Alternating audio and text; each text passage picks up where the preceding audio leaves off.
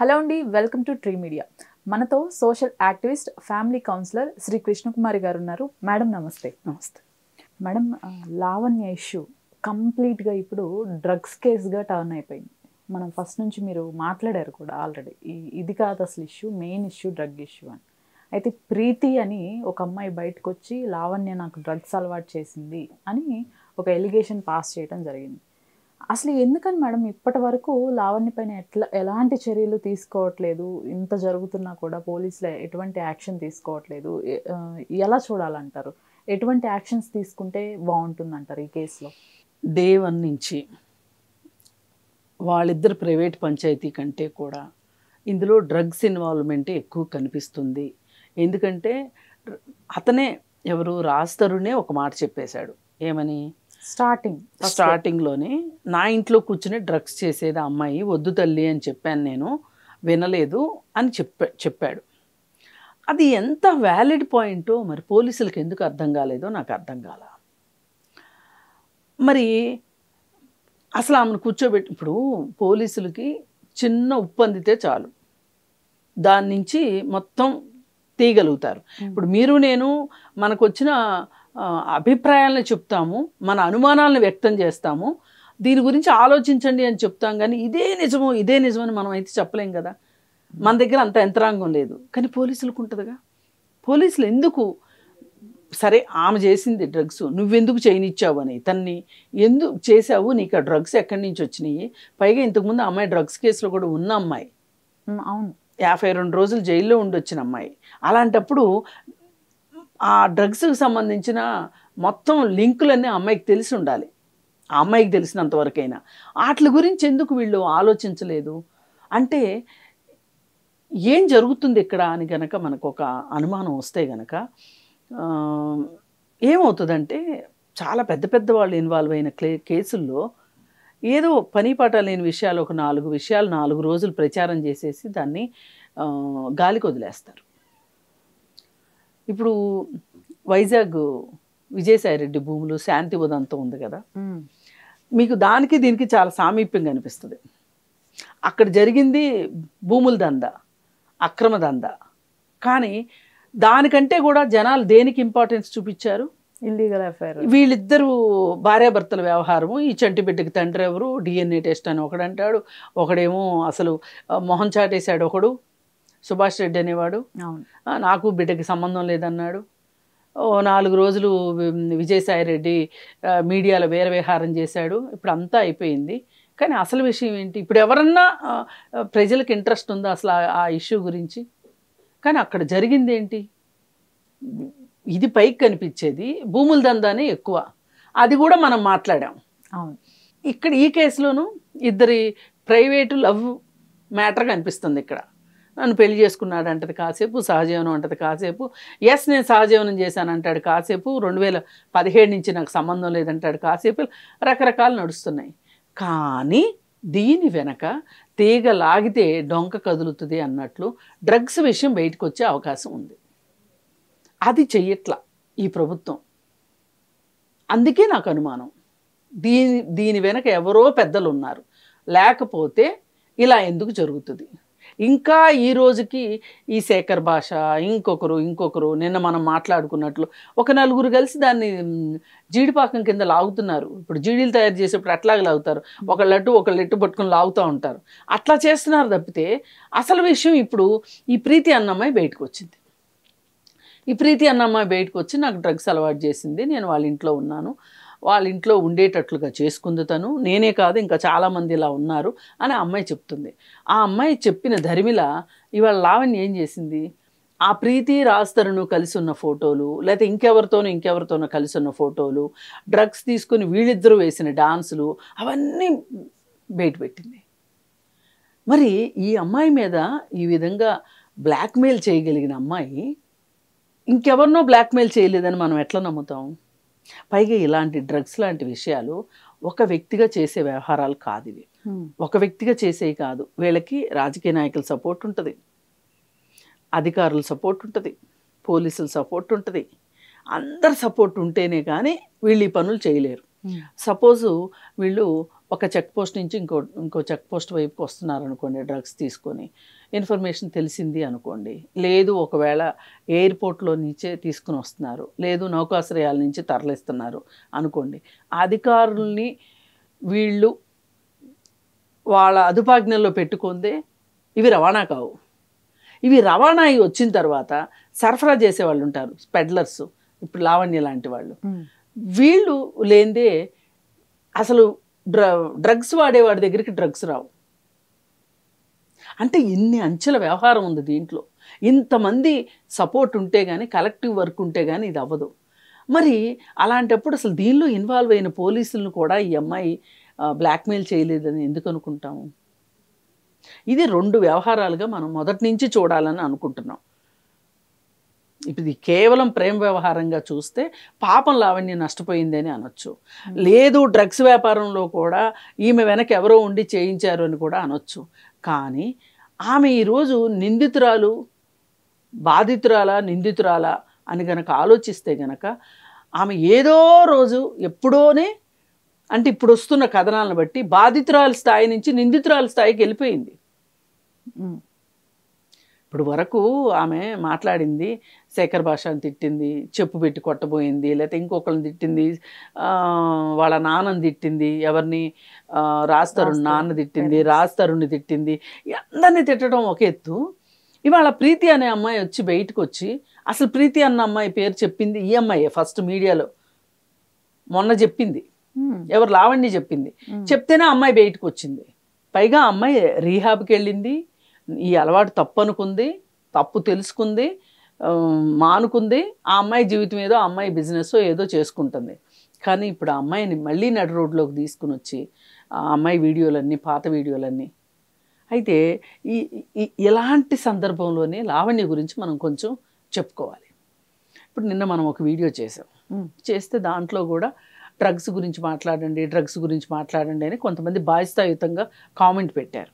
అసలు ఇవాళ నేను మాట్లాడడానికి కూడా అదే కారణం. ఓకే, అవును, ఖచ్చితంగా డ్రగ్స్ గురించి మాట్లాడాలి. అయితే ఈ డ్రగ్స్ గురించి మనం ఒక్కళ్ళమేనా మాట్లాడాల్సింది? అసలు పోలీసులు మాట్లాడరేంటి? ఇంతవరకు పోలీస్ దగ్గర నుంచి స్టేట్మెంట్ ఏది? అసలు పోలీసులు ఇంత బాధ్యతారహితంగా ఎలా ఉన్నారు? ఈ కేసు ఇంత జరుగుతూ ఉంటే అంటే వాళ్ళ అధికారం పోద్దో వస్తుందో అటు నిలబెట్టుకునే దీంట్లో అసలు శాంతి భద్రతల సంగతి ఏంటి? అసలు డ్రగ్స్ సంగతి ఏంటి? ఇప్పుడు డే 1లోనే మీరు చెప్పారు, డ్రగ్స్ మహమ్మారిని మేము ఉక్కుపాదంతో అణుస్తాము అని చెప్పి దానికోసం కొన్ని డిపార్ట్మెంట్ పెట్టాము, అదని ఇదని చాలా చెప్పారు. ఈవెన్ సెలబ్రిటీస్తో కూడా అడ్వర్టైజ్మెంట్ ఇప్పించుకుంటాము, ఇవన్నీ చెప్పారు. మరి అలాంటి వాళ్ళు మీరు ఇప్పుడు ఏంటి అసలు దీని గురించి ఏం మాట్లాడరు ఏంటి అసలు? ఇప్పుడు మీకు ఒక కింగ్ పిన్ కనిపించింది, లావణ్య అనే అమ్మాయి. ఈ అమ్మాయి వెనక ఎంతమంది ఉన్నారో మీరు నిగ్గు తేల్చాలి, అది మన పని కాదు, నిగ్గు తేల్చాలి. అసలు ఆ అమ్మాయిని కూర్చోబెట్టి విచారణ ఎందుకు చేయరు? ఇప్పుడు చాలామందిని జ్యుడిషియల్ కస్టడీకి తీసుకుంటూ ఉంటారు, తీసుకుని కూర్చోబెట్టి మాట్లాడుతూ ఉంటారు రిమాండ్ చేసిన తర్వాత. ఎందుకు? ఇంకా వాళ్ళ దగ్గర నుంచి ఏదైనా ఇన్ఫర్మేషన్ తీసుకుంటే దానికి తగిన విధంగా మనం ఇంకెవరన్నా నిందితులు ఉన్నారా వాళ్ళని కూడా బయటికి తీయటం కోసం. ఎందుకు చేయట్లేదు? ఇది మొదటిది.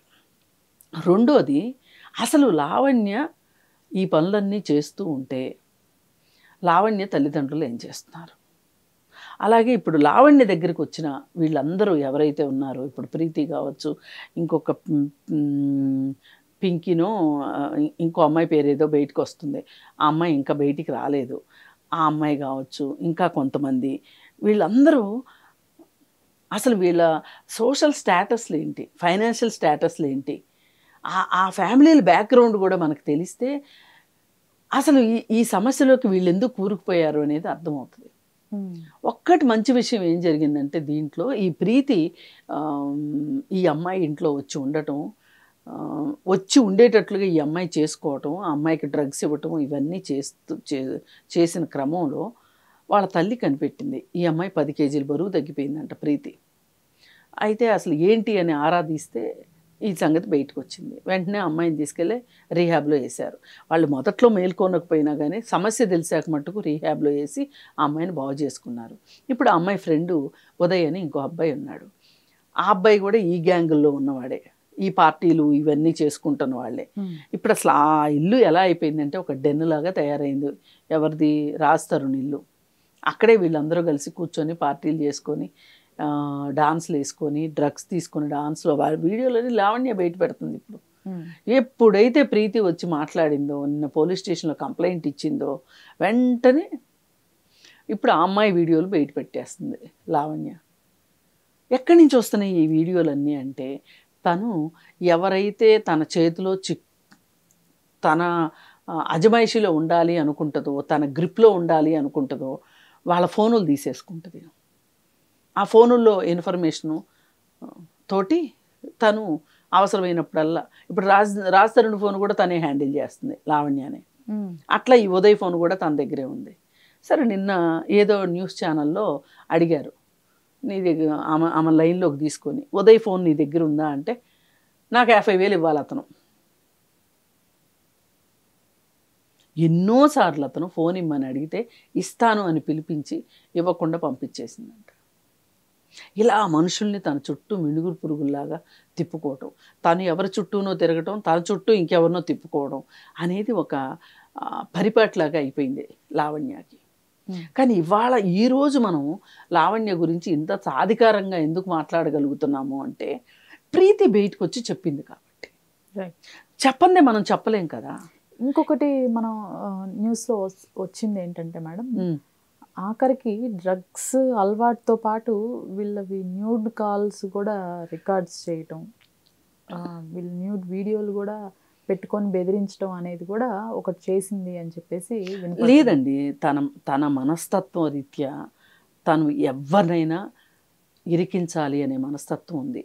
ఇది ఒక రకంగా ఇంకొక సైకాట్రిస్ట్ అయితే ఈ మనస్తత్వం గురించి ఇంకెక్కువ చెప్పగలరేమో కానీ, నాకు అర్థమైనంత వరకు, నాకు తెలిసినంత వరకు ఆమె ఒక రకమైన మానసికమైన జబ్బుతో ఉంది ఆ అమ్మాయి లావణ్య. ఎందుకంటే అలా లేని వాళ్ళు ఎవరు ఇలా ప్రవర్తించరు. అంటే ఇలా అలవాట్లు కావచ్చు, ఇంకొకరికి అలవాటు చేయటం కావచ్చు, ఎదురు తిరుగుతారు అనుకున్న వాళ్ళ ఆధారాలు తన దగ్గర పెట్టుకోవటం కావచ్చు, వాటిని చూపించి బెదిరించటం, బ్లాక్మెయిల్ చేయటం కావచ్చు. అలాగే అసలు రేపు జీవితం ఏంటి, ఏమవుతుంది, నేను ఏ కేసులో ఇరుక్కోబోతాను, నాకేమవుతుంది అనే ఒక భయం లేకోకుండా జీవితం అంటే అసలు ఎంత దిలాసగా గడిపేసిందో చూస్తే మనకు అర్థమవుతుంది. ఎంతటి వాళ్ళనైనా సరే మాట అనగలిగే తెంపరితనము, తను చెప్పిన దాని మీదనే తను నిలబడకపోవటము, ఒక 5 నిమిషాలు మాట్లాడిన మాటల్లో తను మాట్లాడిన దాన్నే తను ఖండించుకుంటుంది, తను మాట్లాడిన దాన్నే తను సపోర్ట్ చేసుకుంటూ ఉంటుంది. ఇవన్నీ మనం గమనిస్తూ వచ్చాం. కాకపోతే నా ఆలోచన ఎంతవరకు వెళ్ళింది అంటే, ఇప్పుడు రాజ్ తరుణ్ తనని మొదట్లో తను ఫైనాన్షియల్గా బాగున్నప్పుడు తనని రాజ్ తరుణ్ పోషించానని ఆ అమ్మాయి చెప్పింది, అతను కూడా చెప్పాడు. ఇంత చేసి కొన్నాళ్ళు ప్రేమగా ఉండి ఈ అమ్మాయిని బ్రేకప్ చెప్పి మాల్వి మల్హోత్రాతో వెళ్ళిపోయాడు ఈ అబ్బాయి అనే ఒక బాధలో నుంచి, ఆ డిప్రెషన్లో ఆ అమ్మాయి ఇదంతా మాట్లాడుతుంది అనుకున్నాం. కానీ తన వెనక ఇంత చరిత్ర ఉందనేది రోజు రోజుకి తనే ఒక రకంగా మొత్తం బయటేసుకుంది. ఇప్పుడు ఎవరో ఇన్వెస్టిగేషన్ చేసి వ్యవహారాలు తీయడం వేరు, తనకు తనే చెప్పేసుకోవడం వేరు. అసలు ఈ రాజ్ తరుణ్ కేసులో తను బయటకు వచ్చి మాట్లాడడం ఏ రోజైతే మొదలెట్టిందో ఆ రోజు నుంచినే తనకు సంబంధించిన విషయాలన్నీ ప్రపంచానికి బాగా తెలుస్తున్నాయి. ఈవేళ ఎవరినైతే తను బ్లాక్మెయిల్ చేయాలనుకుందో, చేస్తూ ఉందో, దానివల్ల ఈ లావణ్య నిజస్వరూపం మీద ఇవాళ బయటకు వచ్చింది. అందుకే మనం ఇంతలా మాట్లాడగలుగుతున్నాం. ఇది మాట్లాడాల్సిన విషయం ఇది. ఎందుకంటే తల్లిదండ్రులు ఎవరైనా సరే వాళ్ళ పిల్లల్ని కాపాడుకోవాల్సిన పరిస్థితిలో ఇవాళ ఈ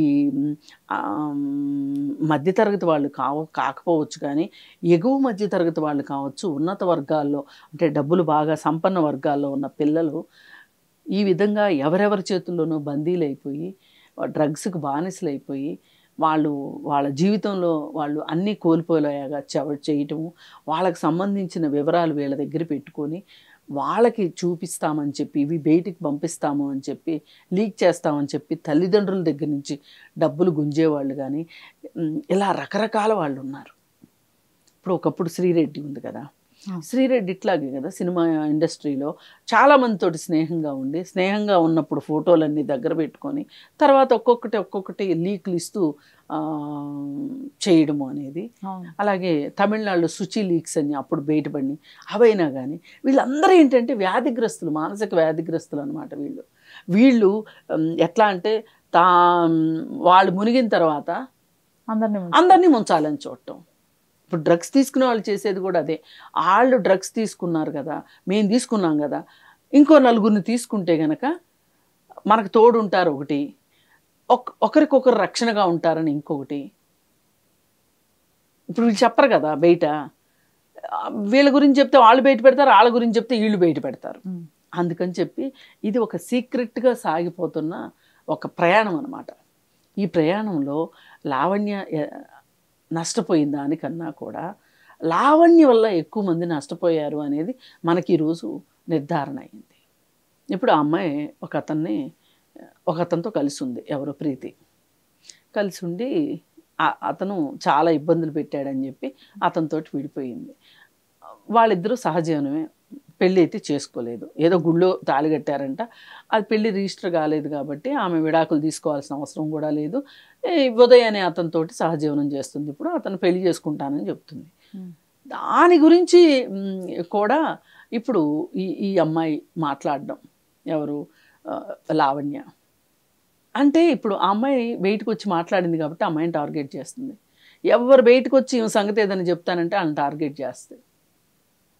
అంటే ఈ అమ్మాయి చుట్టూ కొంతమంది ఉన్నారు, వాళ్ళు బయటకు వస్తే కానీ, అంటే ఈ అమ్మాయిని ఒక చోట కూర్చోబెట్టి విచారణ చేస్తే తప్పితే అది పోలీస్ డిపార్ట్మెంటే చేయగలదు, మీరు నేను చేయలేము. చాలామంది దొంగలు బయటకు వస్తారు, చాలామంది ఈ డ్రగ్స్ దందాలో ఇన్వాల్వ్ అయిన వాళ్ళు చాలామంది బయటకు వస్తారు. వాళ్ళందరూ బయటకు వస్తే కానీ ఒక రకంగా ఇది డ్రగ్స్ దందా మీద చావుదెబ్బ కొట్టినట్టు అవుతుంది. ఏది ప్రభుత్వం తలుచుకుని చేస్తే, చేయకపోతే ఎవరు ఏం చేస్తాం. ఇది టూకీగా మనకి ఇన్ని మార్పుల్లో ఒక ప్రేమికుల గొడవగా మొదలైన ఒక స్టోరీ ఈరోజు ఎంతో మంది మెడకి చుట్టుకుని ఒక డ్రగ్స్ మాఫియా లీడర్ లాగా ఇవాళ లావణ్య తేలింది. అంటే దీని వెనక తల్లిదండ్రుల నిర్లక్ష్యమా, లేకపోతే పోలీసులు సరిగా వ్యవహరించకపోవటమా, లేకపోతే ఈమెకి ఎవరైనా రాజకీయ నాయకులు కావచ్చు, సినిమా పెద్దలు కావచ్చు ఈమెకు అండగా ఉన్నారా? ఏ రకంగా చూసినా వీళ్ళందరి సహకారం లేనిదే మట్టుకు లావణ్య ఒకటైతే మట్టుకు ఈ నెట్వర్క్ నడపలేదు. ఇది మట్టుకు వాస్తవం. ఎవరు అనేది తేల్చాలి.